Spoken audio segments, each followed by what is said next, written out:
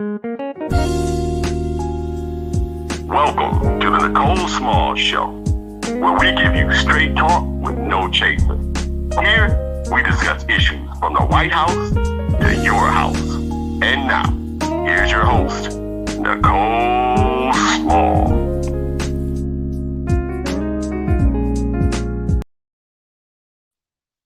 Good morning.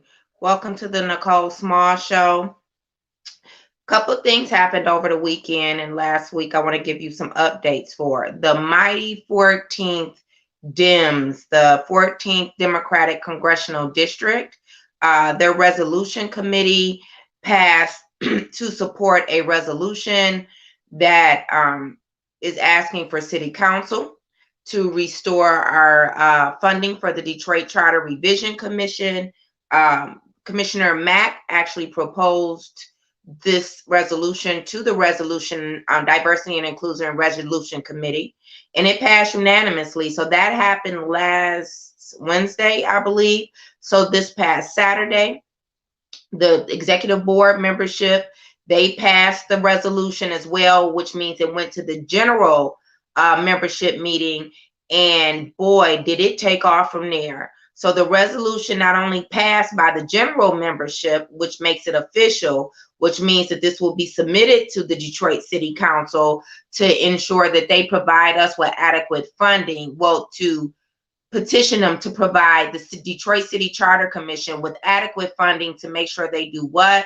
Simply educate Detroiters on what's in the city charter, which is the city's constitution. So all of these revisions that we've been talking about, again, the only thing that we need is to run an educational campaign and to ensure that Detroiters have access to read this document, to make sure that they know what they're voting for. Don't you remember when Proposal N was going around, and we were upset with City Council putting it on a ballot so quickly within 7 days? And then a lot of us were protesting the fact that it had passed with so many gaps in the language without making sure that they did what? Educate Detroiters. That was the biggest issue, is that they did not ensure that Detroiters were educated and had a voice in this process before City Council passed it.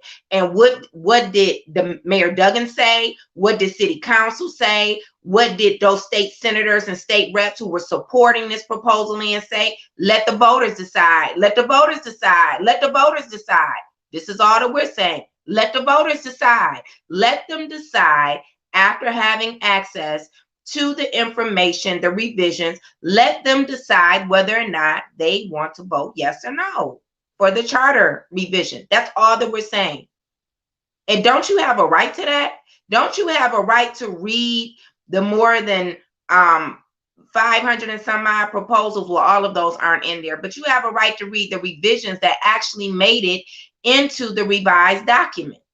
Why would anyone want to prevent you from having that? Well, when you start handcuffing us and defunding the commission, which means that they're defunding the public from having access to this information, that's voter suppression at its finest. So why can't you have access to this information for you to decide? And then it gets better than that. Before I tell you the great thing that happened in the 14th, I just want to revisit what happened last week. So on Tuesday, the commission, we went before council to wait and hear whether or not they were going to approve the funding to make sure we didn't have a shortfall of funding for this current fiscal year, because our year doesn't end until June 30th. So we ran out of money, which we said that we were, because they only funded us $300,000. Remember when Scott Benson only wanted to give us $170,000? We wouldn't even have made it into 2021 with $170,000. Scott Benson, the same Scott Benson that now that we have a shortfall, according to the chief financial officer's office, we had ran out of money. And then the mayor said, well, they only need $30,000 to run a campaign. $30,000 to run a citywide campaign. Okay, we know what this is about. Then we're like, well, what are we supposed to do with $30,000? Well, according to the mayor, we only can print and translate the information. So you can't read it. Or however you're going to get it, Detroiters. He doesn't really care. But that's what he's trying to restrict you, is from having access to this information. And the reason why I'm bringing this back up is because I want you to understand that if we allow for this to happen, this is just a test. They will stop at nothing. If you end up supporting voter suppression against yourself, do you know what this is going to mean for us? We have to think about really what's in the background and what the real strategy is when you have opposition trying to push these types of things, okay? Because this is clearly voter suppression. So to say that we can only print and translate it, but you don't want to give us the means to distribute it, again, now I keep telling you, and you know the city is majority Black.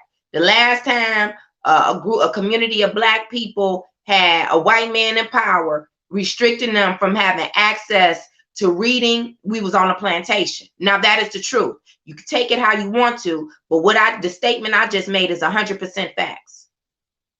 So you have to be clear about what's going on. It's more than just about gentrifying the city, taking our homes, giving away our tax dollars to these multimillionaires and billionaires. There's another strategy too, to take over control of those of us who still want to stay in this city, in this community, that don't go along to get along. That's it. And this is dangerous. This is extremely dangerous. Now, the part that really kills me is that how we have to, people like me have to keep saying this over and over and over again for some people to get it, right? Because let's not forget, last week I posted a list of those opposing the Charter Commission, this so-called coalition that met. Not one of them had came to any of our meetings. Not one of them contacted any of the charter commissioners to find out, to ask any questions, to make sure that what they were being told is actually stated in these revisions. Not one of them. Not one of them. And I'm going to read the opposition to this whole charter in a second. So let's get back to the 14th Congressional District. So the resolution passes. Again, this is just a resolution to petition the city council. Hey, you need to make sure that you provide the Charter Commission with more than $30,000 this year and $40,000 come July. Now, I don't know if I mentioned this to you, but let me tell you why we need the majority of our money before the end of this fiscal year. If you think about it, if we wait until July 1 to get, so let me back up. So right now we have 30, and then we have 45, or around $45,000 that they're going to fund us, the city council, for July 1 through August 3rd. So you're going to give us $75,000. The last charter commission in 2009 had $190,000. So cost of printing and mailers is cheaper in 2021. Is that how that works? Because I don't know of anything that's cheaper, except for some of this leadership that we have. They real cheap. So we only going to get $75,000, but the 2009 charter received $190,000. So I think that there were things like this that really helped the 14th Congressional District Resolution Executive Board and General Membership Committee to support this resolution. And so then one of our sisters, Kathy, go ahead, girl, because you show enough, you brought the pain on Saturday. Kathy Sanders Phillips, let me tell you something. I couldn't believe it when I heard you say, well, I move that the 14th Congressional District should not support any mayor or city council candidates who don't support this resolution and with action. I said, wait a minute. Did I just hear what I just think I heard? Yes. To not endorse any mayoral or city council candidates that do not support this resolution. And the meaning behind that was, if they support voter suppression, they should not get the endorsement of the 14th Congressional District. Amen. Agreed. Now that's how you show somebody you mean business. Right there. You put some action behind it. It's going to be repercussions to your actions. You mean to tell me that you have a group of people, a super majority of Black council people who don't want to support making sure that Detroiters have access to this document? Get out of here. This is crazy. And so let me tell you, and it took off like wildfire. You wouldn't believe it. Everybody started chiming in. They started saying, absolutely, this is agreed. And you know what else I think that did? By bringing a resolution and by somebody actually posing that this is a motion, it made other people, even the ones who don't live in the city of Detroit, say, well, shoot, I want to see what's in this document too. What are they trying to hide? And people really want to know, what are they trying to hide? Why don't you want Detroiters to have access to this document? If the document is so bad, if the document is going to bankrupt the city, if these revisions are going to cost $2 billion, then would you want the Detroiters to see it so you can prove us wrong? And you can prove all of the other Detroiters wrong who actually drafted these proposals that we turned into revisions? If it's so horrible, or are you saying Detroiters are too stupid? Either way it goes, it's not a good look for the city council and for the mayor. The city council members who don't support this and the mayor who doesn't support this and wants to keep this from Detroiters. Why wouldn't you want the Detroiters to see it? You don't even want them to read it? How many Detroiters are going to support going back into bankruptcy? How many? I don't think it's many. So why don't you want them to see it? So then we went on and on and on. I could take poor Rick Blocker. Poor Rick Blocker. I know he didn't know what to do. You could just kind of see him. He was not happy about it. Then he did try to say, well, I need it in writing. And somebody else said, well, is it a bylaw that you have to have this motion in writing? And then the parliamentarian said, no. Long story short, it passed. It passed by the general membership that any city council members or mayoral candidates, city council candidates or mayoral candidates that do not support the resolution to make sure that council adequately funds the Detroit City Charter Revision Commission to do an educational campaign to get this information to Detroiters, they will not receive the endorsement of the 14th Congressional District. Now, here's the thing. And screenings take place at the end of May, so in a couple of weeks. So it needs to be supported with actions. So this is what I'm thinking. The resolution, I need to find out. I should have asked this to our general counsel. The resolution should be on the agenda. It could be on the agenda this week. I don't see why not. I remember they walked our proposal in less than 7 days, remember? So this resolution should be on the agenda too for city council to address. And don't try to hold it up. Don't try to hold it up in committee because we're not going for that either.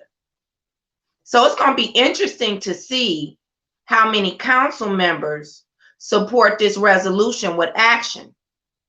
Now, my question is, are they going to, now the mayor is a part of this too. Now remember, 13th didn't support proposal in. So now they're saying that they're not going to endorse any mayoral or city council candidates that don't support this resolution. Well, Mr. Mayor, what you gonna do? I know you got the 13th. Now the 13th probably not gonna do anything like this. You know, Jonathan not gonna have that over there because you know he gonna support the mayor. Now you can believe that. But over here in the 14th, where the membership actually gets the vote, because I don't know what y'all be letting happen over there in the 13th. Y'all let them have private screenings and an endorsement without taking it to the floor. Y'all got all kind of crazy stuff going on over there, but that's not my business. Get back to the 14th where I live. So now, how the mayor gonna get an endorsement from the 14th Congressional District? I know he big mad. How's he going? Because he's the one saying that we can only get $30,000 for campaigning and educational campaign when we needed $367,000. Because you know what we have to do? This is why I want y'all to understand the importance of getting this money during this fiscal year.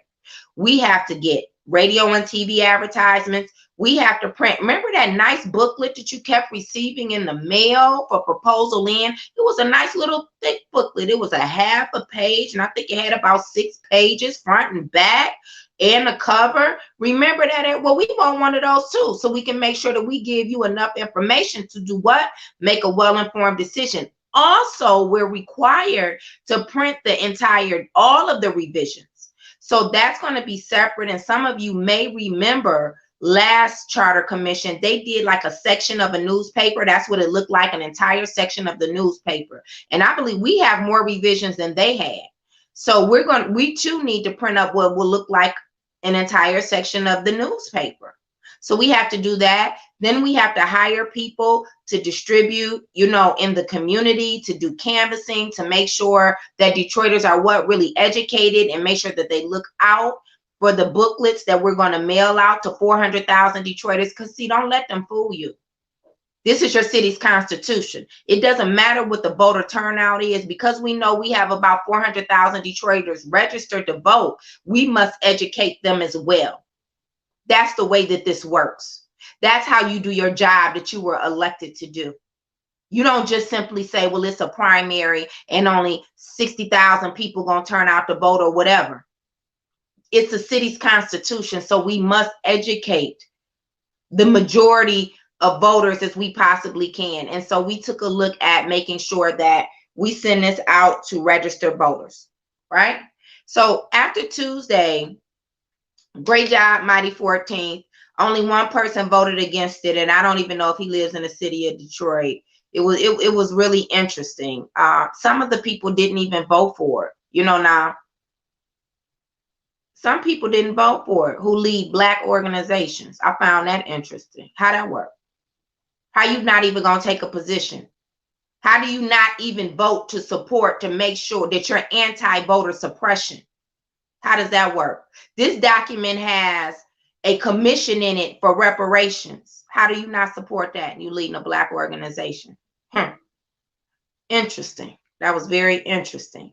So Tuesday, let me get back to last Tuesday. So the city council said, yes, give them the $159,000. Now, $129,000 is for us to make sure that we can pay our staff through the end of the fiscal year, right? And then $30,000 is to educate you Detroiters. And again, July the 1st is the start of our next fiscal year. You know as well as I do, absentee ballots come out in June 18th and 19th. If we wait to get money, we're going to miss a whole portion of the absentee voters, which that they're the majority. They're going to be the largest base of voters, our absentee voters, right? Our seniors. But in addition to that, it's a pandemic. So we're going to have an uptick just like we did last time in absentee voting. I want to know where Jocelyn Benson at on this. How's she going to help out? And then we have a governor who says, did she opposes the entire charter? I want y'all to understand what that means. We have a governor who says she opposes the entire charter. That's dangerous to me. That is quite dangerous to me. And you're going to go along with what the mayor tell you about how this is going to bankrupt the city, and it's not supported by any substantive documentation. Why would you even trust him? Why would you do this to a community of majority Black people who are your constituents and who helped to draft this charter? A majority of brown people who helped to write this charter. Why would you do that? Why would you trust him? And then when we get the objections from the governor and the AG, only about 3 or 4 of them actually are where you have this so-called legal deficiency. It doesn't make sense.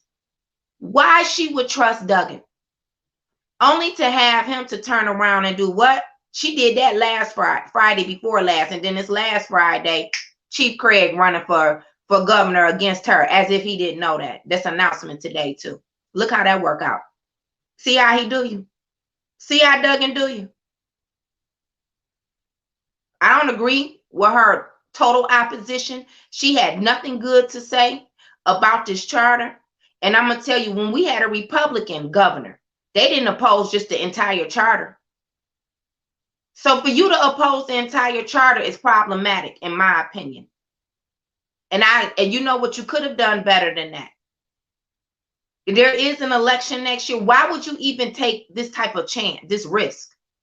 So I know I got off the track for a little bit, but I want you to understand what we're up against. And so we received the 159,000, but again, we need the money in this fiscal year so we can make sure that we get this information out to you in a timely manner.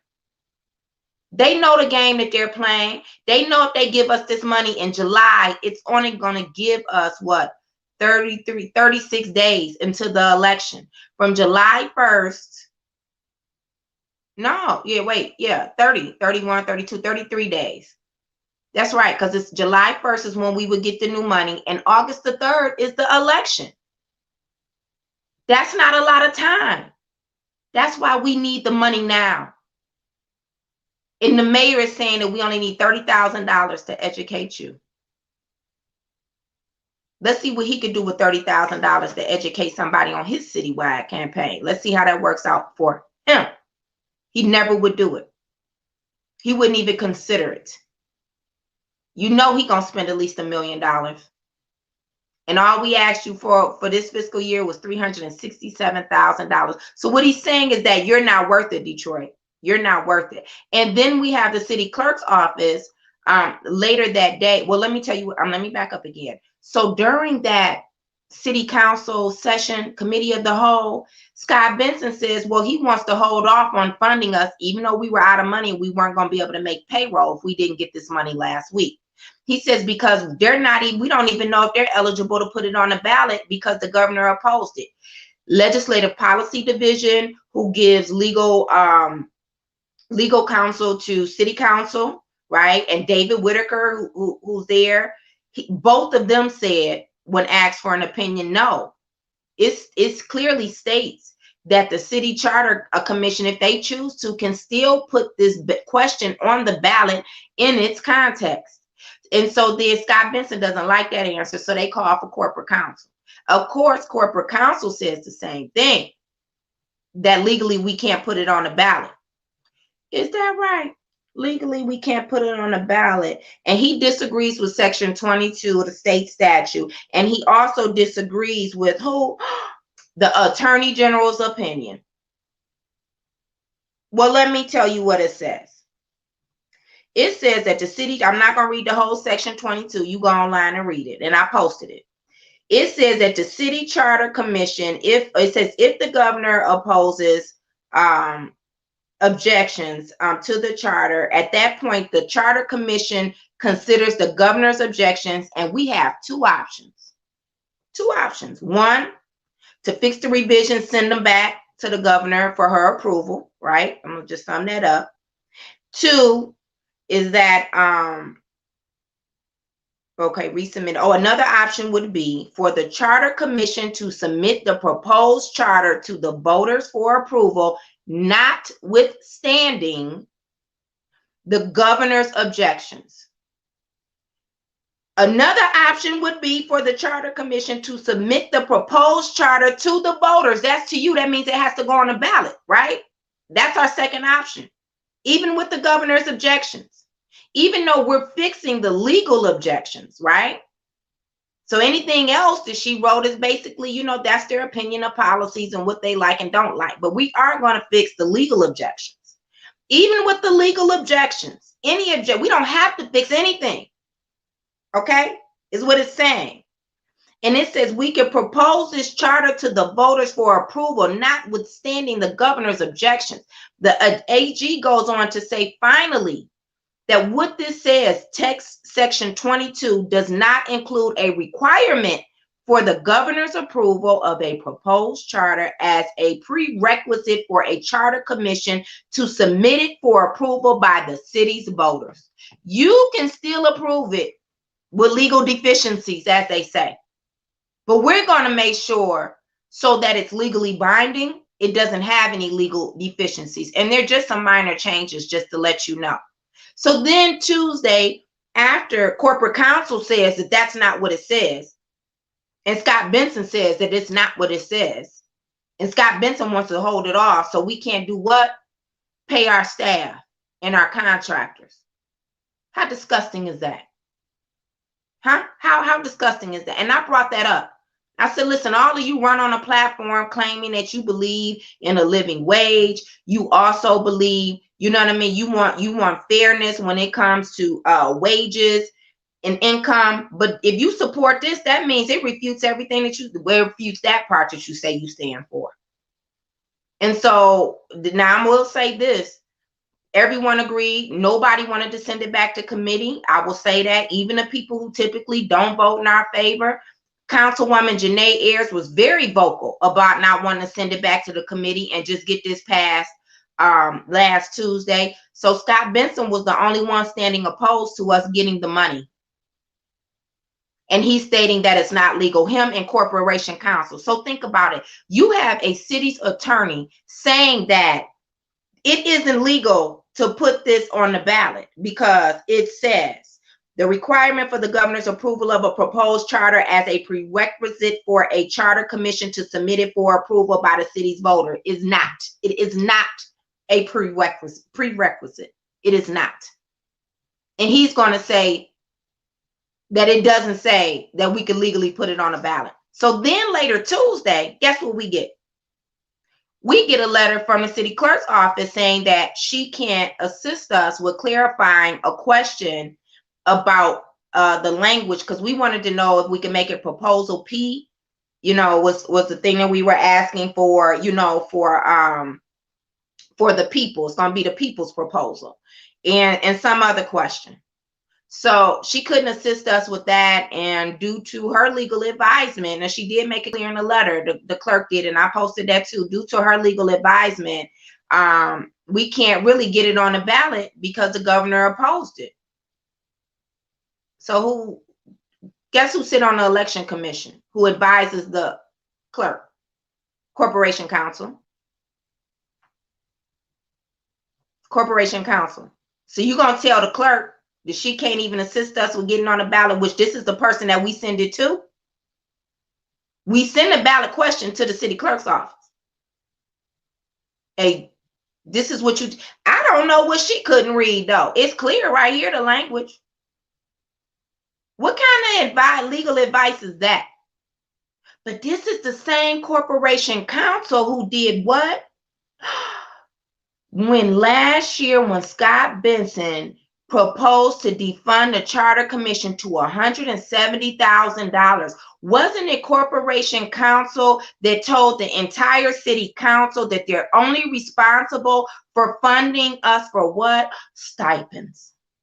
When the state statute says that it is the legislative body that must provide funding for stipends, staff, operations, and any cost that may be occurred to printing up ballots. So if it was if it was an expense to the charter commission to print the ballots, then they would be responsible for that too. It literally is one sentence, just like this one. Corporation Counsel on public record told city council that they only are responsible for providing us with funding for a stipend. This is the city's attorney. The fact that he's giving this type of information, now poor legal advice, is questionable.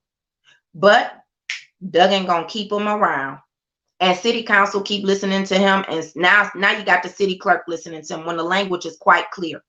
We could still put this question on a ballot. So you know what we did?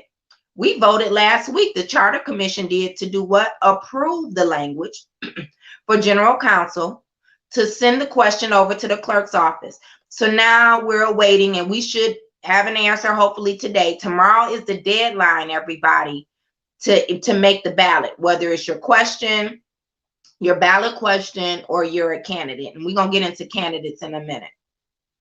So tomorrow is the deadline. So we're waiting to see if the clerk is going to revisit this issue and decide to allow us to put the question on the ballot. Otherwise, we will have to seek legal recourse and we will go to court. Now, I think it has to be to the county clerk's office by the 14th, if I'm not mistaken. But look at how Duggan is going to such great lengths. He even will have an attorney to give such bogus information out publicly in order to suppress your vote. I just want you to know.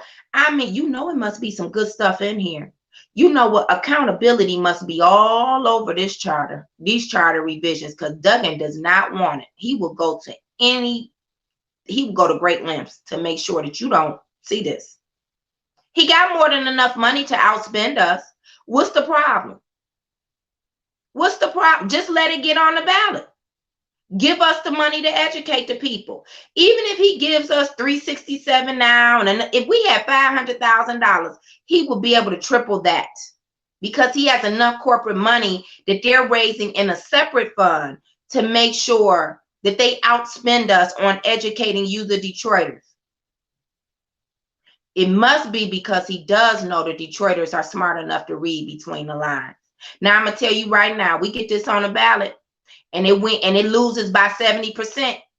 Now that's going to be about the fifth 70% loss that we didn't have. We lost by 70% when he won the first time, the second time, proposal in. It was another proposal on there. Now enough is enough now. This whole 70% is getting out of hand. Duggan.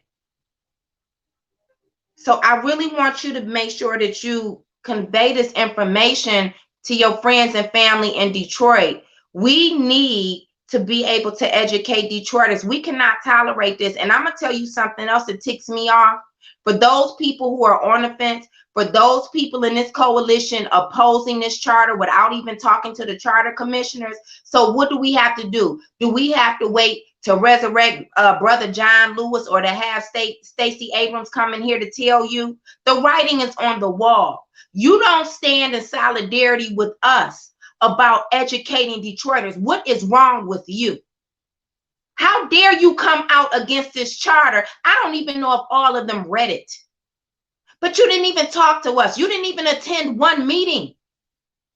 Not one meeting. And you're going to oppose this charter. You're going to stand with Duggan, who's trying to implement and enforce voter suppression? That speaks volumes. And this is one thing I'm going to say, and I'm going to take this caller in a minute. One thing that I am going to say about that motion that was made Saturday at the 14th Congressional District, we got a couple of state lawmakers that's going to be on the ballot next year that we need to be considering who opposing the charter too. And I'm going to read them right after we talk to this caller. Good morning. Welcome to the Nicole Small Show. Yes, Charter Commissioner Smalls. Ma'am, I'm just going to go right to the point. I don't mean to be long here. I'm just going to be really short. Ma'am, I'm really confused. And the reason why I say that, I was listening to the 910 show, Adolph Mongo, whoever names their child Adolph. There's a definitely issue with that, but that is something that's, they have to deal with that on their own. I only say that because, as you just spoke and said, the citizens of this city met with the Charter Revision Commission. And all around, we've been doing that for some time now. So what was agreed upon, the commission listened to the voters of the city of Detroit. I really have a problem with us having our viewpoints overwritten by a governor, overwritten by a coalition of individuals who don't have the interests of the citizens of this city, that are nothing more than rubber stamps for the mayor in the governor's office. And I have a problem with that. But here's what my biggest problem is with Commissioner Small. Here's my biggest problem.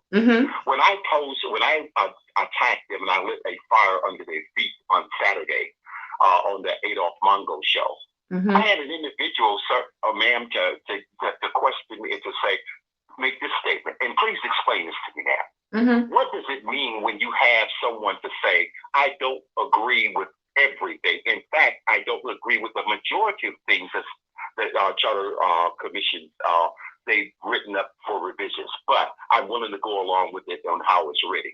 Now, what does that really mean? Expressly, if these people are talking out of two sides of their mouths, they come on your show and they tell the people that they are for the charter revisions and what the part that the citizens of the city has played in that and how you all written it up. But when they get in these other venues, ma'am, it's not that.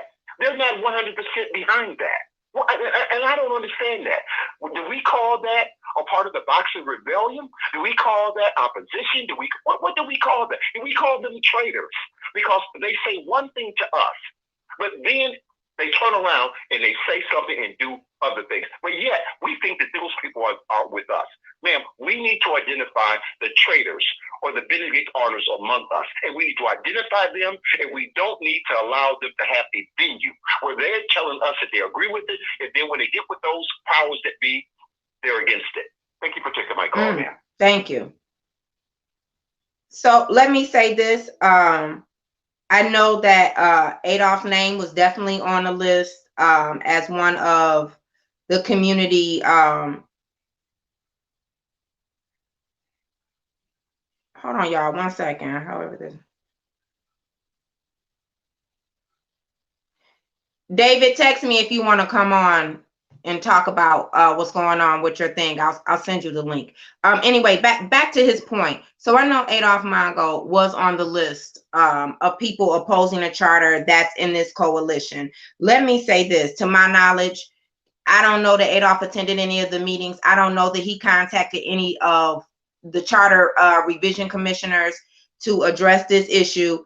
Now I will say this, there are some things that are in the charter that I wanted that didn't get in there. And so I know that I have stated, you know, all of the revisions are not what I wanted. Like I did support us having having an election for at-large, the first round, and then we would break it up into then allow each person to pick by district. This way, at some point, all Detroiters would be able to pick an at-large candidate, right? So there are some things in there that I wanted that we didn't necessarily get. So I don't know if that's what he's speaking to, but I will be honest, like I'm going to read these people off to you, and not one of them. So if they're saying that they don't agree with the entire charter, I'm quite sure, because most of them probably didn't even read it. I don't know of any of them who came to any of our meetings, not even Horace Sheffield. And I said this before, all he had to do was walk 50 feet down the doggone hall. That's all that he had to do, was walk 50 feet down the hall. Several of these revisions were actually made at Dabo because we were leasing space.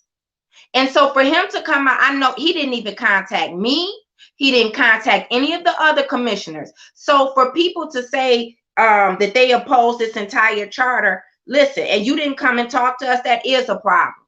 That's a problem, because everyone had the opportunity to make their opinions known and to take into consideration. We really did. We took all of, even the ones that didn't even make it, that we didn't even approve to be considered.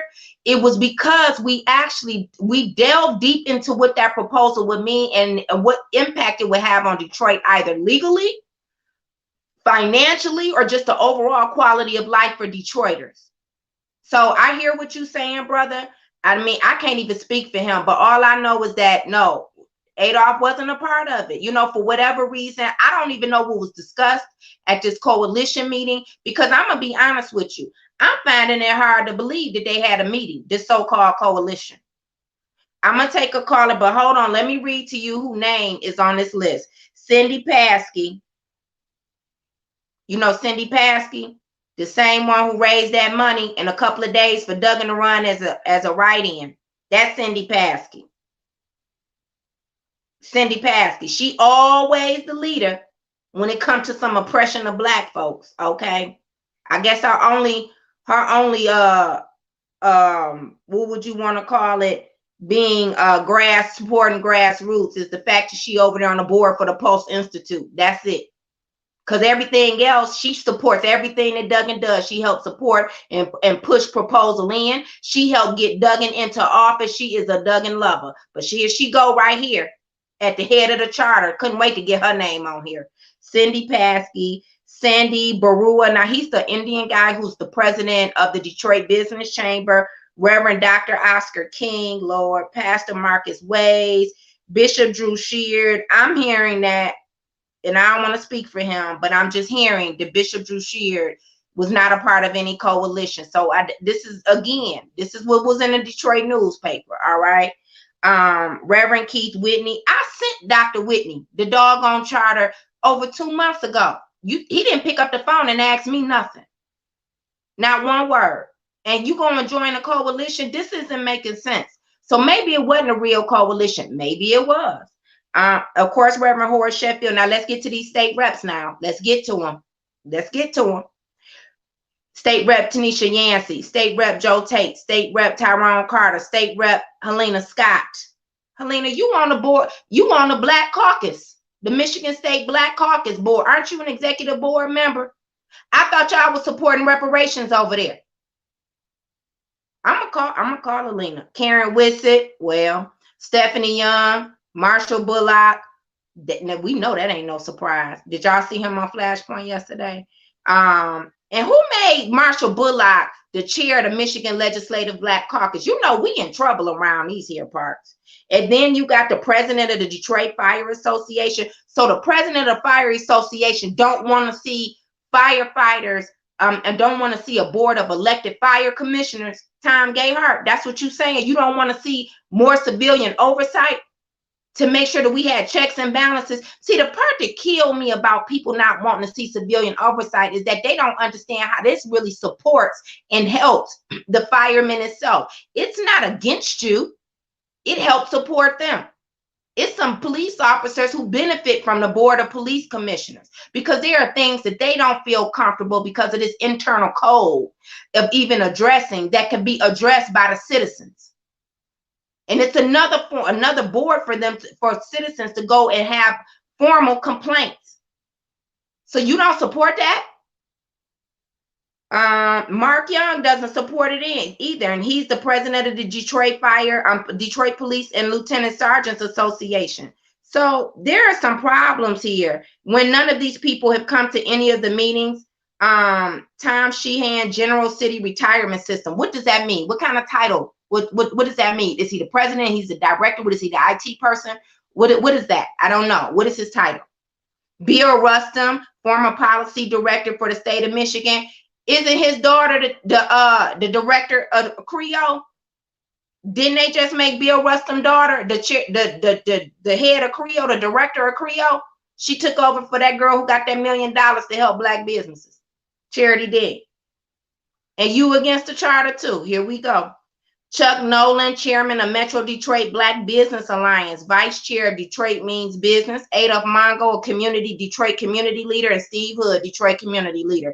So they're the names that were listed in the Detroit News article for people who are part of this coalition to oppose the Charter Commission. So again, none of them attended the meetings. They didn't send us anything formally with their own proposal. It's not like we said no to their proposal, right? And said yes to the rest of them. They didn't submit a proposal. They didn't even submit to us during all of this time, because you had all the way up into February the 12th. My gosh, you had from November, whatever that Tuesday was before Thanksgiving was when we were sworn in. Okay, so let's just forget the rest. You had from January the 19th of 2019 all the way up to February the 12th of 2021. You didn't say nothing, but now you're going to join a coalition to go against us. That's the problem that I have with it. You don't have to like everything in this charter.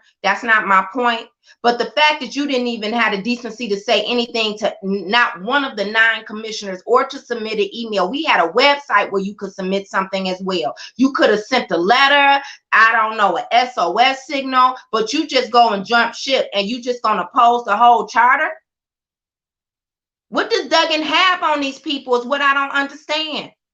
What was Horace saying to y'all when he was calling around? Because I'm assuming he the leader. Just because he was the only one willing to put his name out there in the forefront. But however, let's take a caller. I'm sorry about the hold. Good morning. Welcome to the Nicole Small Show. Hello? Hello? Hey, is this Brenda? Hello? Hey, Brenda. Oh, hey, Brenda. What's going on? Two things real quick, and I just want to address, and Adolph can speak for himself, but I spoke to Adolph and I spoke with Tyrone Carter, and I'll be calling Karen Whitsett this week as well. There was no coalition meeting. They're not a part of a coalition. They were not given any permission to use their names as coalition members that I got personally from them. So this whole thing, and I want your listening public to understand, this is what they do. They put this information out, and you take it carte blanche. You can't do that. You have to say, why would they be lying? Why would they make this up and put it out to the public? And also check the news for not vetting and verifying this information. Adolf has a personal vendetta against the charter members. You know, they screwed over him, Mac and Weaver and the rest of that corporate six. So he has but they haven't read the charter. They're deciding based on what's been told to them that section in the charter that says that the mayor and another coalition have to choose the sheriff. Okay, so let's talk about that. Now, you do remember on that Friday when the governor sent down her decision to object the entire charter, Horace Sheffield was mentioned in a news article then about a coalition. And then he came on Let It Rip that Sunday. He has not stated, and the way that it read is like he was amongst the coalition, but almost that he was out front the leader, right? So I can't say that to be true because he never stated that he was the lead, but that's just the way that it appears. With that said, he has not stated that there is no coalition that he is a part of. He has actually supported it. So is it Horace Sheffield who was calling them out? Somebody had to call these people, and he obviously supported that it was a coalition. I think that we don't need to pick it apart. Horace Sheffield is lying, period. If he lied about a little, he lied about a lot. I spoke with Adolf, and I spoke with Tyrone Carver. But that's my point. Why wouldn't Horace say, why wouldn't Horace dismiss this or refute this and then allow other people's names to be brought into it? I think that's a problem. I don't know if he taking a check. Most of these folks, I don't even believe taking a check. They just want to be in the middle of something. I don't know. No, Horace ain't gonna do that for free. Now, I might say a lot about him, but I ain't gonna say that now. Horace ain't got up here for something like this, and I know he better be getting something, whatever it may be. Well, I don't know because I didn't see it exchange hands. But however, Horace is lying. If he's including Tyrone Carter in a coalition, if he's including Adolf Mungo in a coalition, he's lying. And like I said, if he's lying about a little, he's lying about a lot. Now, do they have some objections with what's going on in the charter? They do. And I said, let's have a meeting. And they said, let's have a meeting. Oh, so they willing to have a meeting about some of the objections? Absolutely. Oh, okay. Absolutely. And that's what I'm trying to do. Okay. If you don't agree with this section or this section, most of what they're saying is because that's what they heard from other people. They haven't read it and understood it. And this can be fixed. So they're willing to have a meeting so that we can fix this.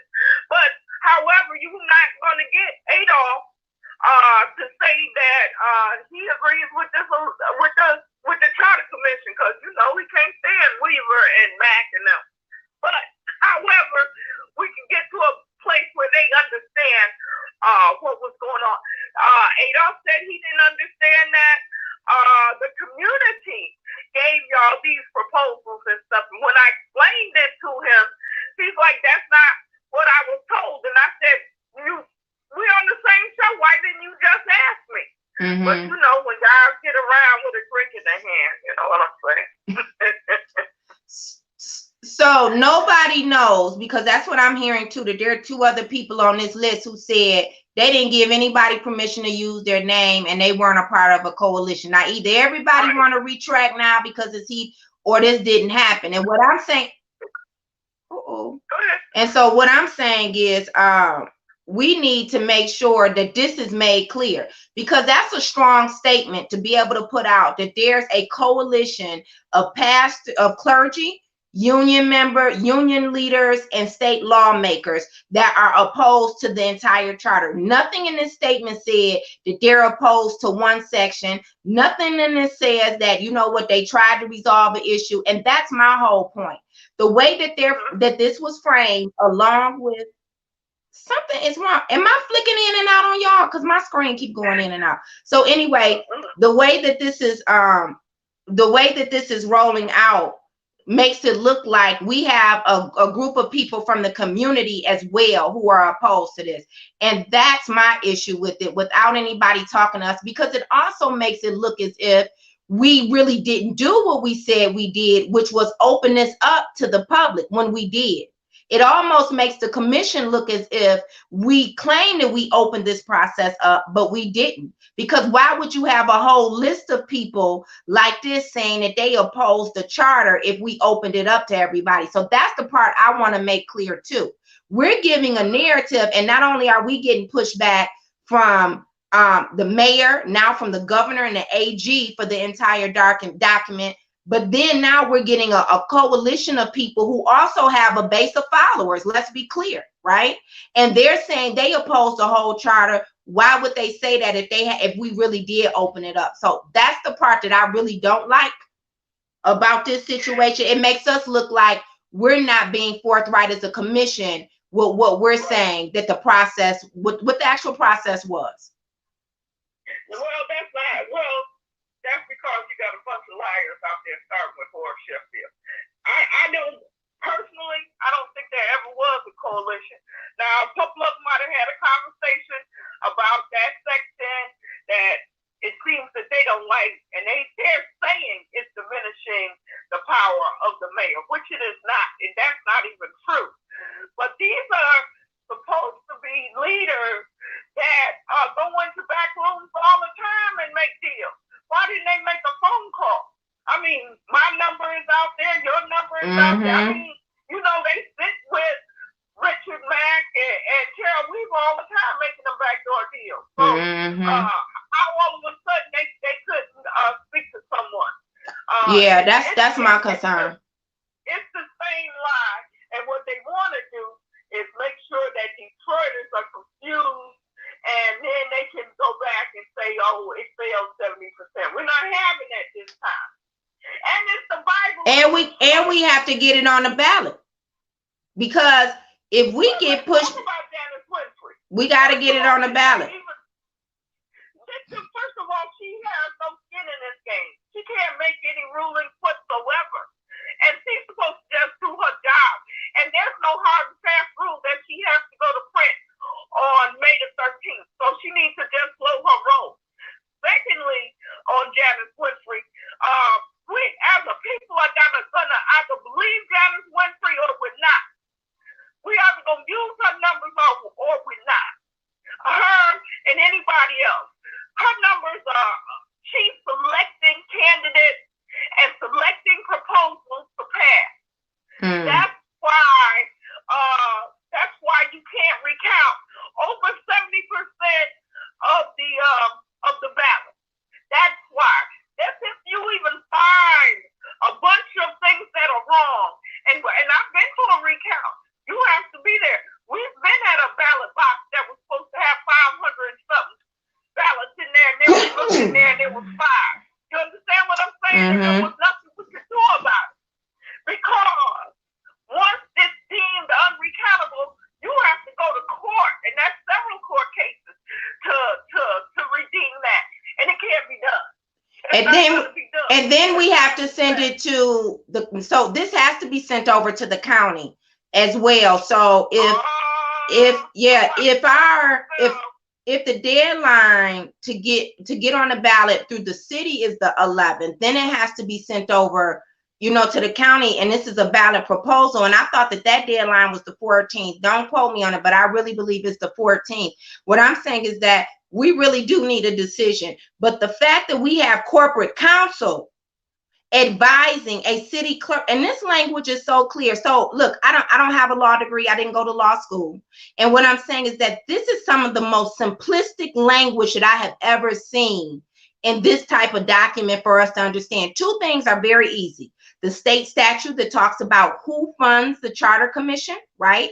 And what they're responsible for funding us for. And then this right here, it clearly says that even with objections to the governor, that this can still go on the ballot for the voters to decide. So while we're getting all of this opposition, why the Corporation Counsel, the attorney for the city of Detroit, would even make this statement publicly, then to go so far to influence the clerk to tell her that she can't assist, and it's because the governor has opposed it. Listen, we living in some dangerous times, is all I'm gonna say. We are living in some dangerous times. Isn't the attorney general the counsel for this state? And if the attorney general says it goes, regardless of the governor objecting to it, and then why isn't the governor immediately? She has hundreds of people on her staff. Why aren't they getting this straight? Why are they willing to start a fight with Detroit? Because they think we some plump bitches over here. They do think we weak. Because anything that she felt objectionable to, first of all, this process has been going on for over 2 years. Why didn't you send someone? Why haven't you had several meetings about what's in it before it was sent to you? I mean, this is just mismanagement. But she's going into an election cycle, and she wants to fight with the citizens of Detroit. Well, you know what? We should have been fighting with her when she decided that we didn't have to have water right before the pandemic. We should have been fighting with her over a whole lot of stuff. But this right here is the Bible for the city. And she should be trying to make a way for us to resolve this. And she is not. She's just rendered an opinion, and now all this hell has broken out. And it is having an impact. It's having an impact on Detroiters, because now you have a governor and a mayor saying the same thing without proof. So that's an issue. But we have to do better of making sure that people respect us. That's number one. We give over a lot. When you give over your vote and your support, you give over a lot, okay? And we need to make sure that people understand that, it's not worth it. You just should have just do your job. But thank you so much, Brenda. I got a couple other callers. Thank you. Bye-bye. I do take strong issue with the opposition to the entire charter, as if none of the work that we have done is valuable. As if we just simply set up here and we supported 150 something page document that is riddled with legal deficiencies. That's not true. That's not true. Good morning. Welcome to the Nicole Small Show. Good morning. Good morning. This is Elena Herrera. I just want to first of all say that David Sanchez he's in court right now because they're. Oh, okay. So they did go to court. Okay, good. Yeah, so he had to go to court right now, so he won't be calling in. And the other thing I wanted to say is I want to be really clear for us to understand. This is my take on it, and there may be others who disagree, but I don't think the content of the charter has anything to do with them keeping it off the ballot. If it goes on the ballot, it will increase turnout far more than Duggan wants. The people that want to go to the polls to vote are going to be the educated electorate who have been following the Charter Commission movement. And I want to just go back a little bit and say they tried to control who got on the Charter Commission, but they lost control of it. They lost control of the content. They sent police to arrest people who spoke up. In those early meetings before the pandemic, those meetings were causing more people to be engaged than anything I've seen in my lifetime in Detroit. The Charter Commission meetings were maybe 150, 200 people, but they were the most engaged people. So this was a group of people who were going to really wake up the populace. So Duggan does not want the turnout. It has nothing to do with what's in the document. They want to keep it off the ballot. I would agree with you, because let me say to a certain extent, this whole narrative about we stripping the mayor of all his power, it's a lie.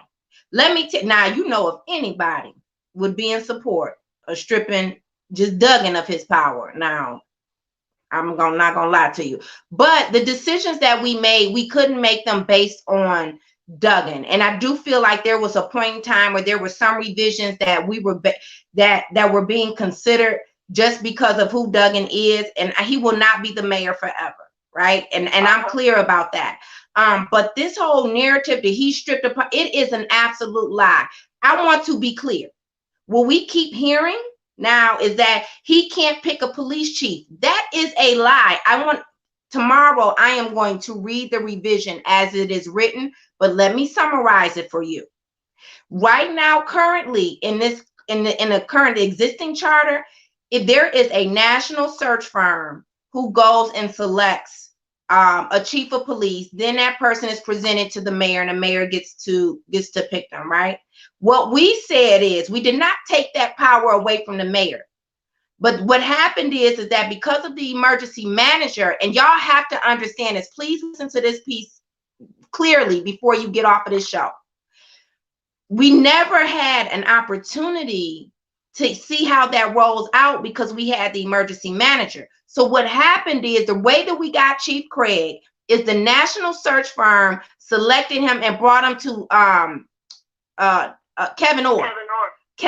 And Kevin Orr said, yes, okay, I want to get him. So the mayor didn't have the power the last time to pick the chief of police. Why they talking all this crap if you really want to be clear? All right.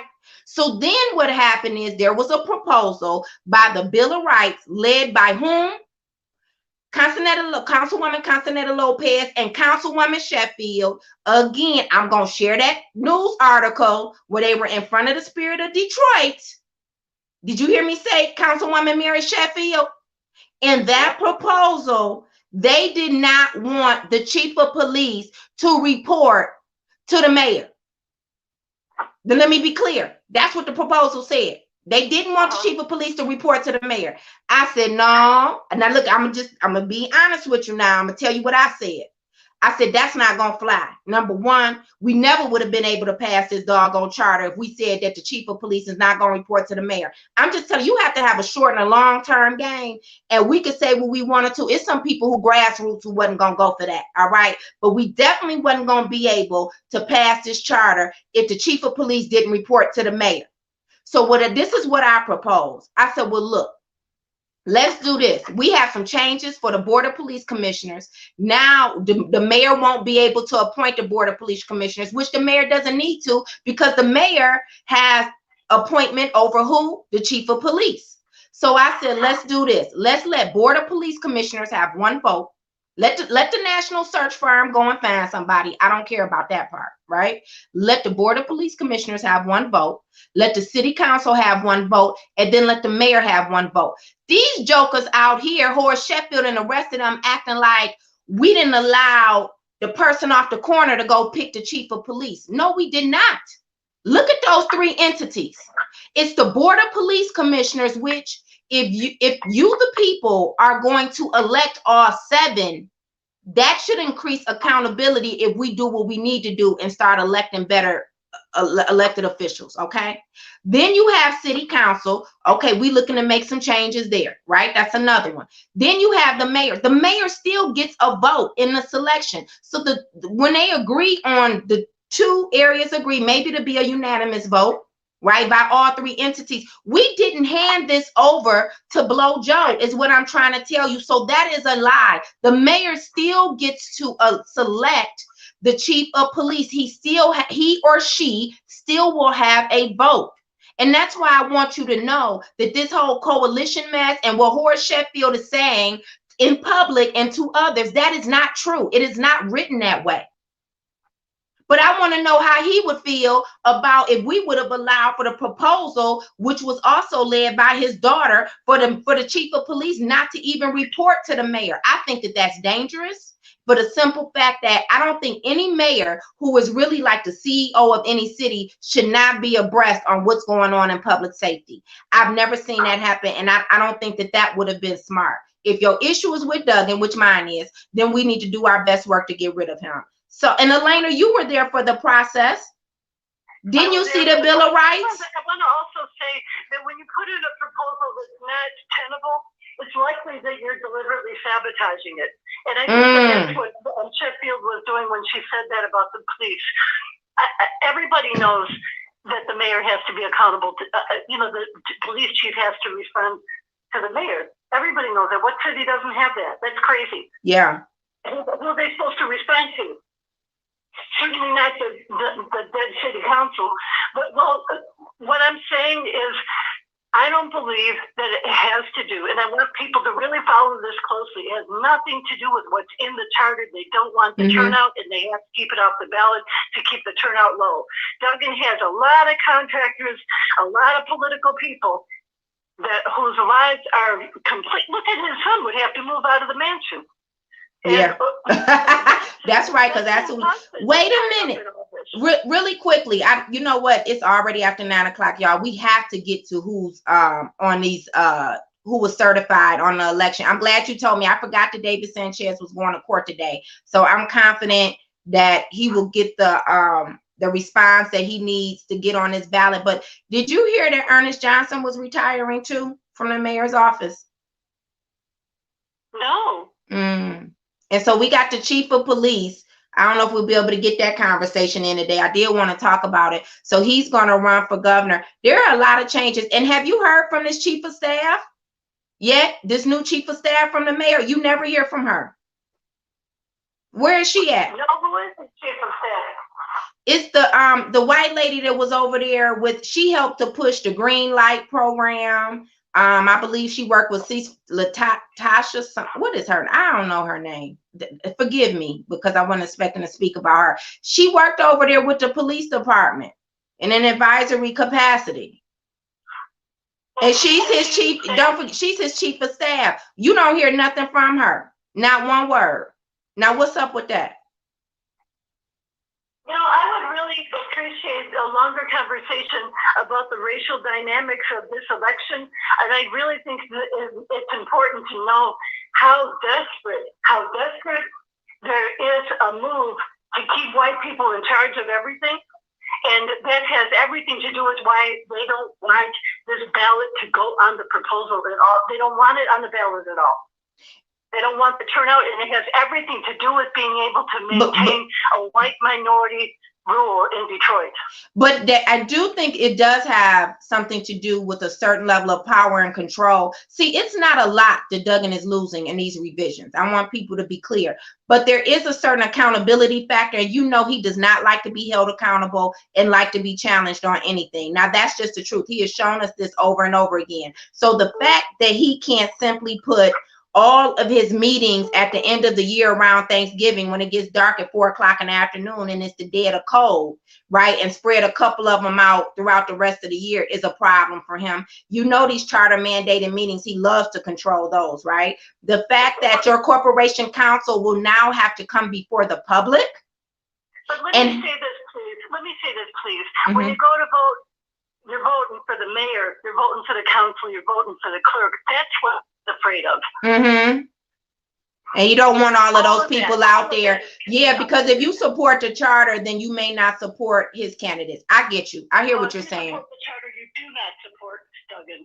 I get what you're saying. Okay, that's a valid point. That's a very valid point. Okay, Elena, let's continue that part of the conversation tomorrow, okay? Okay. Thank you. I hear exactly what she's saying. I think that there's definitely some validity to that. I didn't think about it in that context. But however, we need to make sure that these people who are opposing the charter are held accountable too. Good morning. Welcome to the Nicole Small Show. You got a question or comment? Yes. Hi, Nicole. How you doing? Hey, Kenny. Good show as usual, like you always have. And thank you. You're hitting everything on the head. You know, Sheffield, I make no excuses. They selling us out. You can't be for the people and vote against the people. That don't work. I'm not making no excuse. How many times as the charter commissioner, we went against some of the charter commissioners, and we still held our ground for the people. We still didn't go against the charter. So all right, because I know I'm a prime example, right? Yeah, you know that. But we got the charter made up. We got it together, regardless who we didn't like on the charter, and Richard Carroll and all that. They came around with it. So all they talk about, they don't like certain people. That's why they are going against the charter. That's bull crap. Now, I could have used another word, but it's bullcrap. I call it like it is. Either you for us or you against it. No straddling the fence talking about cause of this, cause of that. That's the bottom line. That's what I want to say. So we know both of them should have been with us, but they sold us out. And I don't make no excuses for AL or for the Reverend Sheffield or the rest of them on there. They all selling us out. Bottom line, just people can write it whatever way they want to write it, but I'm going to read it like it's supposed to be read. And that's the bottom line. They sell outs to the people. So thank you for taking my call, Nicole. I'm going to continue to listen, and have a good show. You too. Thank you. Again, I think the saddest part is that a lot of the people on that list were Black men, and they know that they already knew that the mayor was opposed to the charter. Just to take that position without talking to us, that's the part that just really grinds me. You know, to publicly come out and to take that position against us without even considering what we really had wrote in there, the work that went behind it, but more importantly, what it actually says. For you to make that decision and you're not even going to consider what it actually says, and you just going to go along because somebody told you that? Come on now. And you already knew it. See, this voter suppression piece, we had already put that out there before they even made this decision to oppose it. And you still opposed it. That's the problem that I have. All right. Good morning. Welcome to the Nicole Small Show. Y'all calling today. Good morning, Nicole. How are you doing? I'm doing good. Hey, Stevetta, how are you? I'm wonderful. I just want to tell people, you know, all these people opposing the charter, let's just follow the money, okay? The money. People that you name, I ain't got to go through the name. They know who they are. They don't do shit for free. I'm sorry I used that word this morning. This Facebook and YouTube, you'll be all right. Go ahead. Follow the money. That is my comment. No, I agree. But you know what? I don't think these state lawmakers who jumped on this really realized. Not Tanisha Yancey. She already came out and she endorsed the mayor early on video and everything. We expect that. But I am surprised at Helena Scott. Like I said, she on the Black Caucus. Hold it. Uh-oh. No. You know, my niece, me and Brenda were very good friends. And my niece used to say, and even my niece went somewhere and told me to tell her, quit telling people that she's Brenda's sister. No, she was Brenda's sister-in-law. Okay? She was Brenda's sister-in-law. Okay. No. I'm not surprised because even in the beginning, she took pictures of the mayor. It was in the paper. She sure did. Yeah, she supported him. That's right. Like I said, follow the money. Same people that gave to Doug and gave to Helena Scott, I didn't want her either. Okay. You know what I don't understand, Stevetta? Why is it that if somebody take money from you, right? Which is what Duggan did, and I'm not gonna stay on this point. But I do have a question. If somebody takes money from you and then they donate back to you, that's really just like refunding your money, right? Why do you feel like you have to sell your soul is what they gonna do? Come take the money back? The only way they gonna be able to get the money back is if they come out openly and admit that I gave her this or him this money in order for them to do what I want them to do. And that's a bribe. So what I'm saying, that's illegal. So why not take the money and still stand for the people? That's the part I don't understand. That's probably why they don't ever give me no money. Because that's right. Why they don't never give me no money. It's because they like, she won't do right. But I never understand that. So that's like if Dan Gilbert gave a community organization. That don't mean you have to support him. It is a bribe, and people willing to sell their soul. Here it's not only it's a bunch of them new ones on there. Okay? And that's why I'm saying, look at the history of these people that ran. That's why I keep telling people, you better know who you support. That's true. That's true. You're right. You're absolutely right about that. We need to do a better job of vetting these candidates. We need to start having that conversation a lot more. And just to let you know, I'm waiting for, thank you, Stevetta, for calling. I appreciate you. just to let all of you know, I am waiting to see who's actually, going to make the ballot. I believe we'll have some write-in candidates. So I'll make sure that at least one out of the 2 days that I'm on, that I start bringing on some of these candidates so you can hear more about their platform. Keep in mind, this is going to be a collective effort across this city. I want you to understand. Look, I live in District 2. Although I'm running citywide, it's important that when people in other districts ask about, well, what do I know about these candidates running, that we're all able to speak to what their platform is and what you know about their history, right? Like the work that they've done. What is their body of work? So I will start to do more of that, especially next week, because tomorrow is the deadline, right, for people to get on the ballot. What we were talking about with David Sanchez, just to let you know, is that he turned in more than 400 and some odd signatures, I believe, and he required to have 300. And so he did vet his signatures. He said he vetted the signatures, made sure that these people were registered voters in his district. And so on the sheet right now, on the clerk's list, it has a no by his name, but he has not received his final count. Now, I think that David turned in 3 sets of signatures, if I'm not mistaken. And I think the last set, maybe he was up to 360. I don't know. He only had, no, it couldn't have been 360 because he needed 300. So, however, he was short. And so he went back, and on the last day, which was April the 20th, he turned in another 100 or 100 and something signatures to make sure that he had a buffer for what he was short. And so he's in court now because this clerk's office has failed to give him his final count, is my understanding.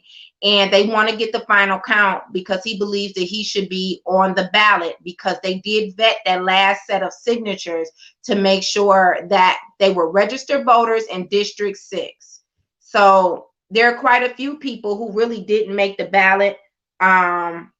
Hold on before we get into that, because it's already almost 9:20. I want to talk about this Chief Craig piece. So Chief Craig is running for governor. He's supposed to be resigning, stepping down. There's a lot of moving parts to that, right? So what does that mean about who the next chief of police will be? Will it be somebody that we know? Is it going to continue to be an African American? They're going to probably pick a black person for that. I don't know if during no election year he gonna pick a white chief of police, because he know that it'll be a whole nother upset, right? So there are some names that I'm hearing that are being thrown around.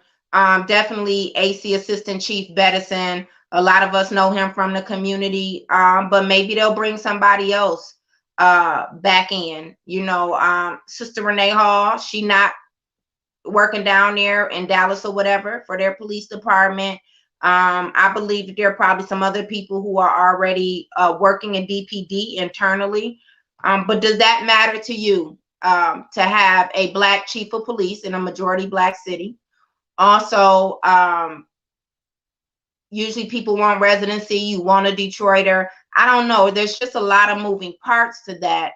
But if you get the person who you would think would be the perfect police chief, or a better chief of police, for those of you who are not fans of Chief Craig, do you really think that they're going to have an opportunity to activate that level of leadership? Because Duggan wants the city ran a certain way. He wants the police department to operate in a certain manner.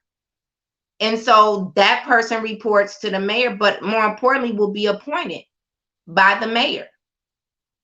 So we have to think about that. Like, how is this all going to roll out? Because the person who's in control is the person that's really the problem, right? So when you think about that, I know a lot of you are like, good, I'm glad Chief Craig is gone. I don't know. Are you really? Are you really glad that Chief Craig is resigning? Is that what you're happy about? You have to think about that. Are you going to get someone who's going to lead the police for whatever issues you have with his leadership? Are they going to be a different type of leader with Duggan still in office? And I think we just often overlook that component of being the chief of police. And if they're not, how long will they last? How long would they last if they don't lead in a manner that Duggan sees fit? And we know what he wants, to control and dominate all of us, right? And to have implicit bias leading in the way policing is actually done in the city of Detroit. So I hear you. I know what you say, Tamara. You glad Chief Craig is gone. I hear you, but what are we gonna get? Like that's something that we need to talk about. Like, what will be, who will be his replacement? What type of leader will they be? Will they be someone who really understands and have a certain level of sensitivity to the culture of Detroit, to who Detroiters are, or are they somebody who's just gonna go along and play by these gentrified rules and policies and behaviors? Because that could be it. And so now he's running for governor, and I love this conversation. He's running for governor, and we have a governor who didn't repeal the emergency manager law, didn't do anything to help the pensioners, didn't fix the potholes, was trying to shut down Benton Harbor. Now listen, before all of y'all go crazy on me, that's gonna play a factor in her running for re-election and running against Chief Craig. Now we all know Duggan is a Republican. All right. Now we're not even gonna debate that here. If you want to debate it, you got to go debate that someplace else. Duggan is a Republican. He knew full well that Chief Craig was gonna run. Now, what I want to know, and we're gonna have to get somebody from Lansing in on this show.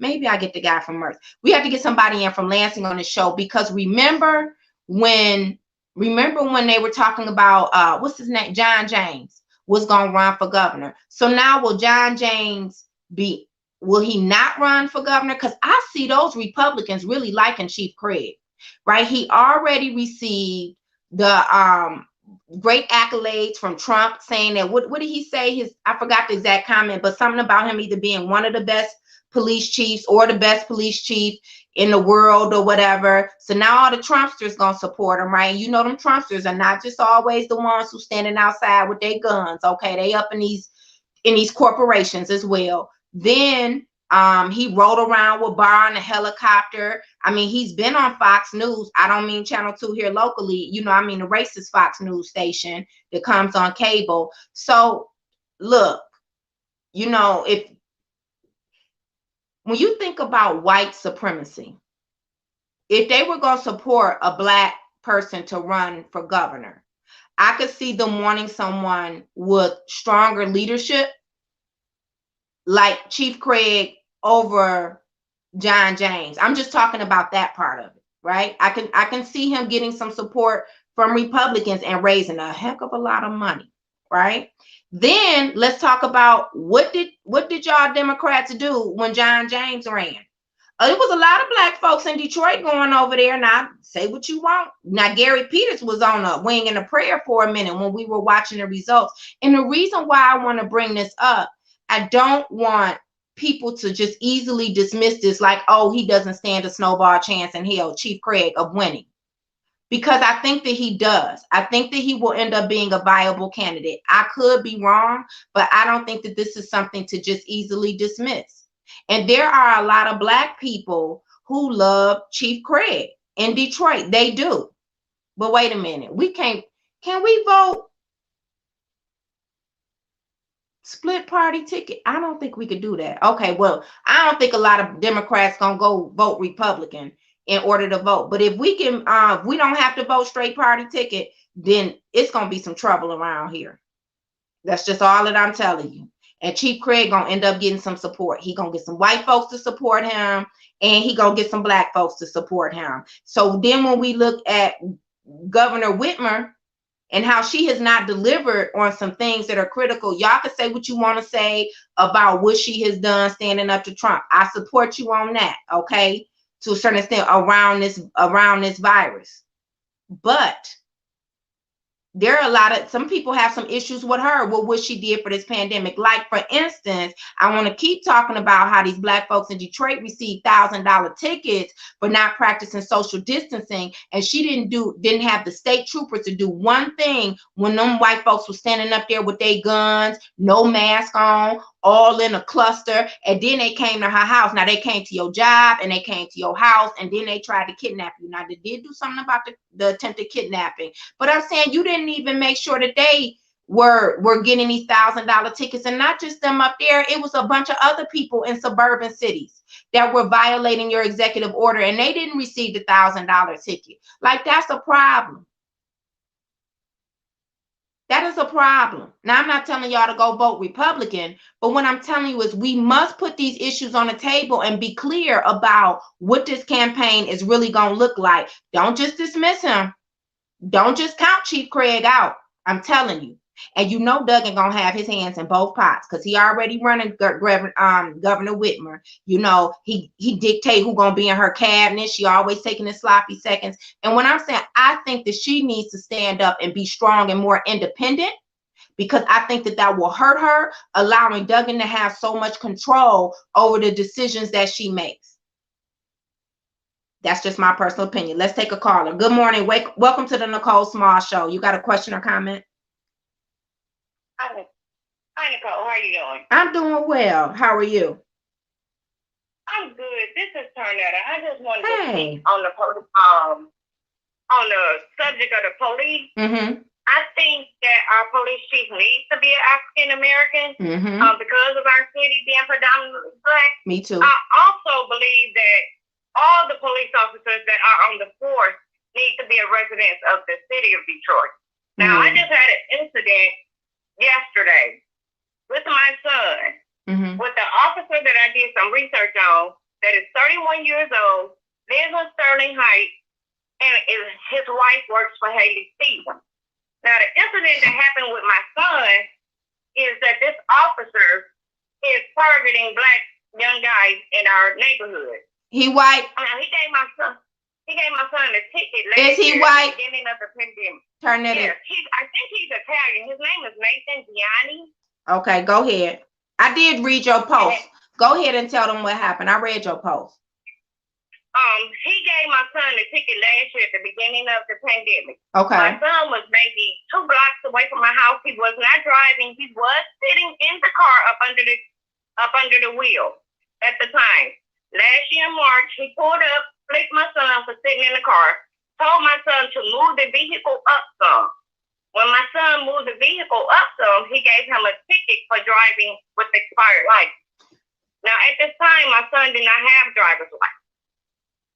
So, and I was told that officers can give you a ticket for expired license if you don't have a driver's license. I've never heard that. I don't know if that's true. I thought you would get a ticket for driving without a license. Exactly. That's what I was thinking too. And then also, Tarnetta, I'm sorry. How old is your son? My son is 24. Okay, go ahead. With him getting that ticket, it pushed him to go ahead and get his license. So he did get his license during the pandemic. So just a couple of weeks ago, he got a letter in the mail. We all know the Detroit mail has been behind 3 or 4 months in delivery. So he got a letter saying that his license was suspended, to pay $45 to the Secretary of State for reinstatement fee. But in between time, he got letters to go to court. Zoom court. He did attend one Zoom court. The judge put him on hold, told him hold on. He got knocked out of the Zoom court for the ticket. And when he tried to get back in, he was locked out of the room. So then his court date kept getting pushed back. Long story short, fast forward, he paid his ticket, the $45. Now, yesterday, the incident that happened, it was raining, and my son was right around the corner from my house. So he was turning off of Kirchhoff onto Cadillac. Okay. The police officer was on burner.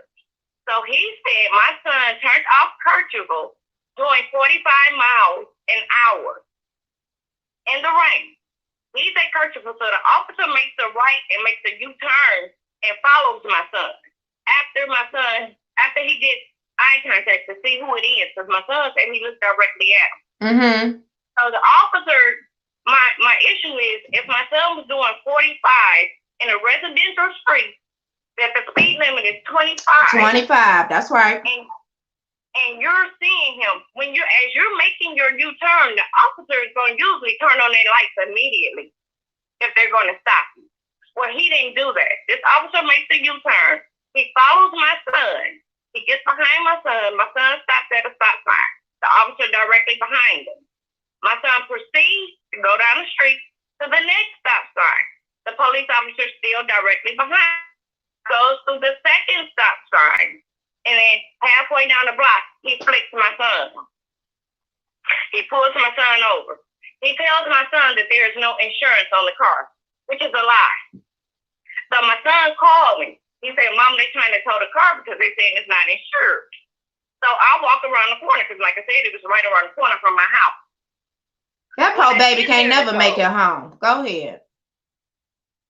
When I got there, the police officer tells me he's going to have my car towed because it's not insured. I tell him I have proof of insurance and that I didn't have the paperwork, but I had the documentation on my phone. He told me I needed to call the insurance company so he could verify. Now, as I'm doing that, hold on. I just want to make sure we understand you. You're telling me that they were going to tow your car right there because you didn't have insurance? Yeah. And then he told you, this was yesterday? Yes, ma'am. So on a Sunday, 12 noon. On Sunday, you supposed to call your insurance company that's supposed to be open so you could prove that you have insurance. Can we back up to something else? Number one, last year your son received a ticket. Had he ever had a driver's license before? No. Okay, so it wasn't that it was expired. Okay, so now he has a valid driver's license, correct? And it's suspended because of the pandemic and the court days be pushed. But he did make a payment to Secretary of State within the last 2 weeks. So he hasn't been processed yet. No, I get that. No, that's what I was going to get to. So his license was suspended. He just got a license last year. So when did they suspend it? He just got a letter 2 weeks ago. And then now, okay, so now that it's suspended, so you're right, and you it takes a minute to get an appointment at the Secretary of State. I guess where I'm confused too, I didn't know that they were towing cars for no insurance. I didn't know that was a thing. Maybe I'm wrong, but how were you supposed to get in contact with your insurance company on a Sunday? Well, it's just a blessing that I was able to call and an agent did answer the phone and verify that I had insurance. But in the meantime, while he's telling me that he had already called the tow truck, you better hope you have verification before the tow truck gets here. 5 other police cars came to back him up. Now, my question is, what was your call in to have so many cars all pull up back to back with their lights on? Yeah, I agree. So now it's 5 Probably cars. Why somebody getting murdered or something, but you got 5 cars for this traffic incident. Okay. For a young man and his mama.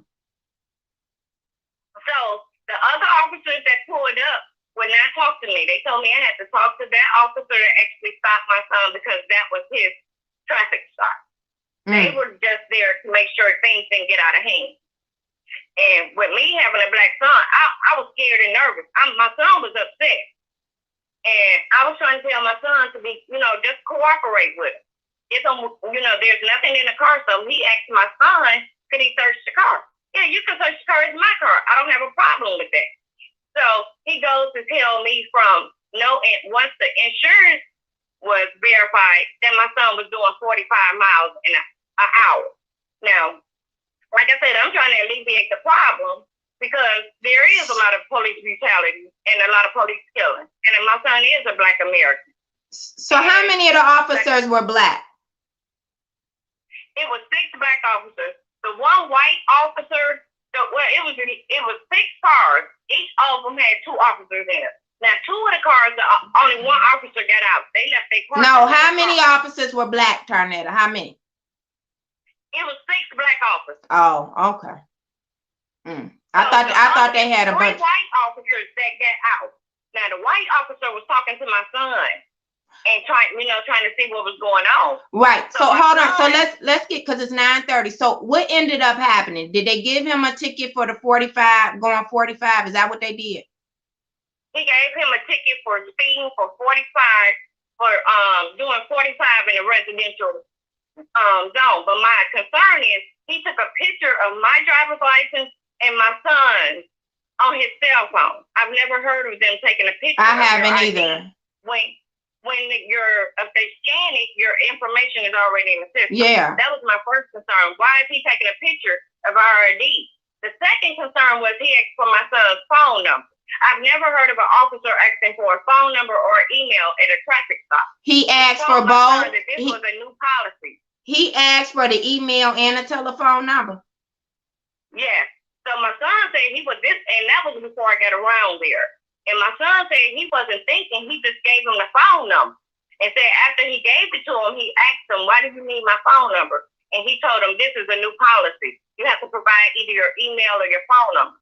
So my concern now is that this, and mind you, for the last couple of weeks, police officers have been following me or my car. I would say whether it's me or my son driving. Well, your son don't need to drive no more till he get it straight, because they sound like they after him. He don't get it.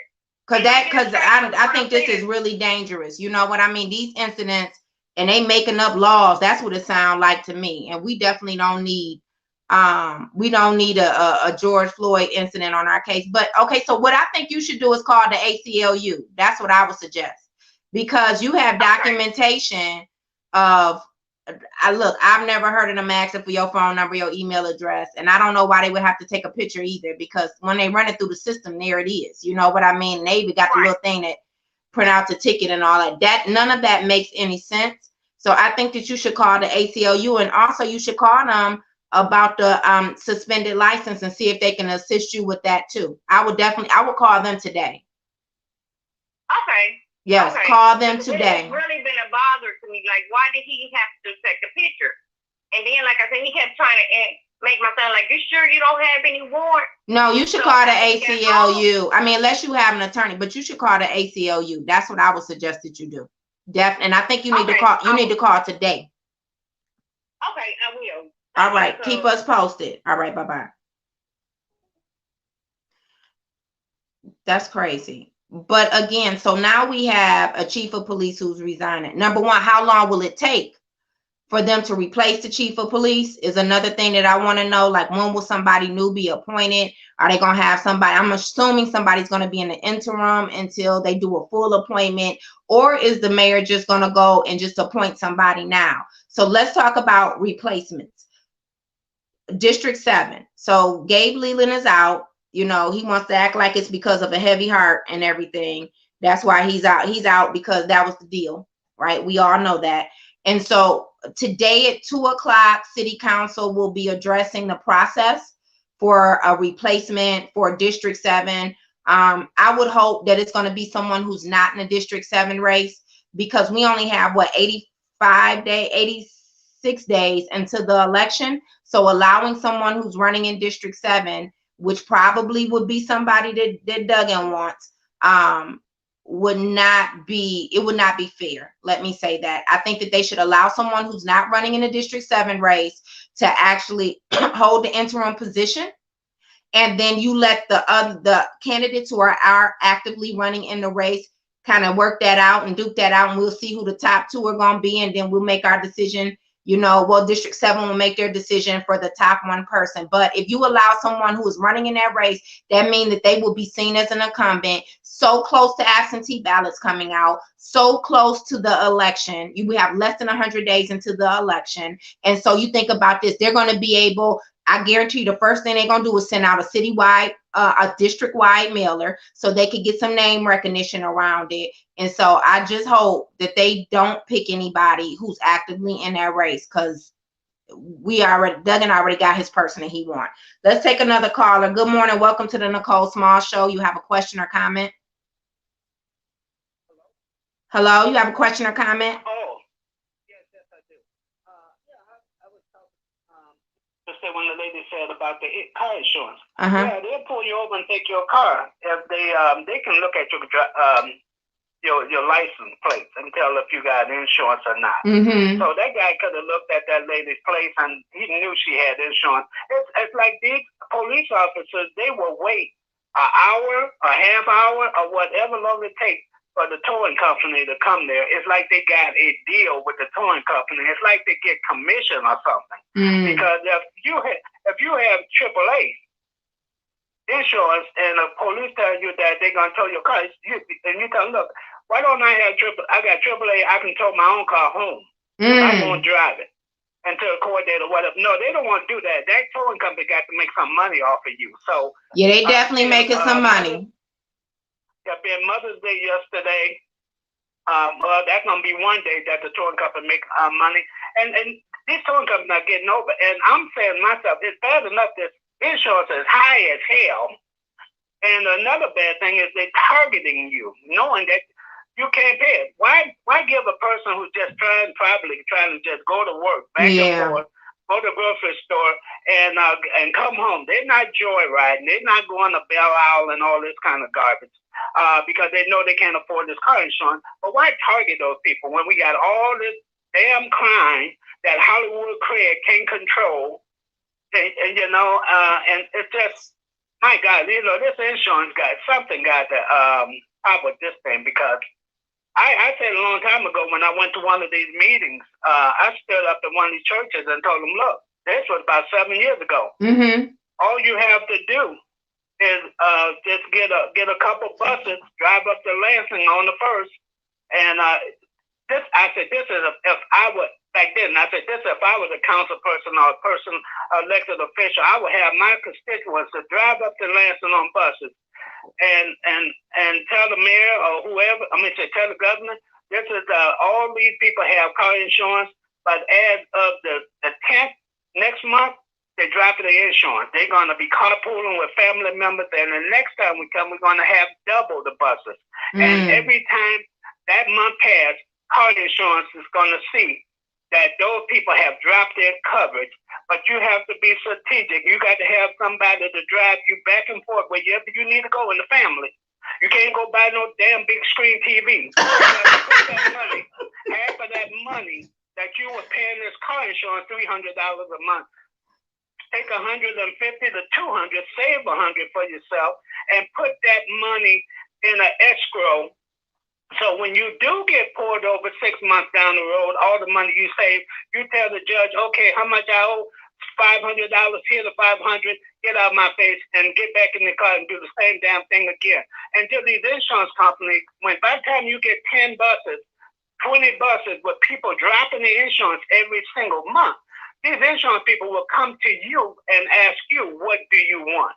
But like in the 60s, haven't been done since the 60s, but they're going to have to take, we should be able to do it. If King can do it without a cell phone and all this kind of networking crap, we should be able to do this and make these insurance companies feel the punch. Because, you got people. But maybe that shouldn't be from city council. Maybe it should be from the state reps who represent when part of their districts are actually in Detroit. Maybe they should be the one to lead this effort. You know what I mean? Because this is a state issue. But I love the fact that you talk about, like, this is what was done in the 60s. If we could wrap our hands around really getting that level of mobilization and organization, it's a lot of things that would change, not just making sure that they stop redlining us on this car insurance. It would be a lot of great things that we could get done for our community in Detroit and across the state and across this country, if we could get that level again of organization and mobilization around that issue. Car insurance homeowners insurance is crazy too. Look, homeowners and car insurance is crazy in this city, in addition to all of our other fees. But I hear you. I hear exactly what you're saying. Thank you so much. Go ahead. You're welcome. Okay. Okay. Okay. I was going to say, it's not impossible. It can be done, but it's going to take a little unity. And it's not going to take that long. I'd say 6 months of you getting like 50 buses with all these people here, and they're going to drop that insurance on you. The following month, if things don't come, I want the same insurance that people in Bloomfield Hills get, You know, ain't no sense of me at age 62 driving a car that I'm paying damn near $250 a month for play no fault. You ain't lying. Some kid in Farmington Hill driving a damn brand new Range Rover and ain't paying hardly nothing. A friend of mine moved from Detroit a mile and a half away to East Point and saved $170 a month on car insurance. She even got full coverage on it. You know, we all know about the redlining thing. You preach it to the choir. You are absolutely correct. But thank you for calling and giving us that idea to consider. Thank you so much. Give a solution as well. Well, that is a solution. Look, if it get done, it would be a solution. I'm quite sure it will have a lot of impact. Those insurance companies wouldn't like to see it. Thank you so much. I appreciate you. Have a good one. You too. Bye-bye. Yes, it's a lot going on. I don't know if we would I don't know if everybody would get on the bus, if they would all stay in line and make sure that they do that, but something needs to be done about this insurance. This is just totally out of control. But again, for District 7, today at 2 o'clock, City Council will be talking about the process. As of right now, I believe the 2 at-large members, Council President Jones and Councilwoman Ayers, are actually supposed to be representing that district together. But it would be nice to see an appointment again from someone who is not running for District 7 right now. I just have a strong feeling if that happens, it's going to be the person that Duggan wants. And that just wouldn't be good to give them that type of advantage, right? Let everybody run their own race. Let them run it fairly and figure out, you know, how they're going to touch the voters, and let the voters pick who they want to see, but do not give them a salary. Number one, you going to pay somebody. That's what you will be doing, is paying somebody $80,000 a year to run a race in that same district. And that's a problem. And especially for 80 something days, this isn't 6 months. It would not produce a fair outcome. Let me say that. If the person that Duggan wants happens to run a race and wins, that's on that person. But you let them fight the fight and get in there and have to run a race just like everybody else. So I hope that that's not what they're going to do. I don't know how the residents of District 7 feel, and maybe this is something we could talk a little bit more about tomorrow. You know, how do you feel about having the 2 at-large members representing your district, you know, for the duration? Well, it wouldn't be for the duration of the election. Actually, it would be until the end of the year, until the new person took office. So I know that they're going to have to appoint somebody. They're going to have to appoint somebody. I don't know how District 7 feels about how quickly they would like to see that happen. That's up to the constituents there. And hopefully, you know, they're going to be engaged in this conversation today at 2 o'clock too. You know, what do you want to see happening in your district? That's very important that you speak up around this. And I would hope that you would support it being somebody who's a little neutral, and then allowing the other candidates to run their own race. So that's all we have today. Tomorrow, I will make sure that I give you the list of certified candidates. We couldn't get to it today because that's going to be a long conversation, right? It was interesting to see some of these races and some of the people that didn't make the ballot. I don't know what's going on, but we'll talk tomorrow at 8 o'clock right here on the Nicole Small Show. Thank you so much for joining me. Be safe and have a great day.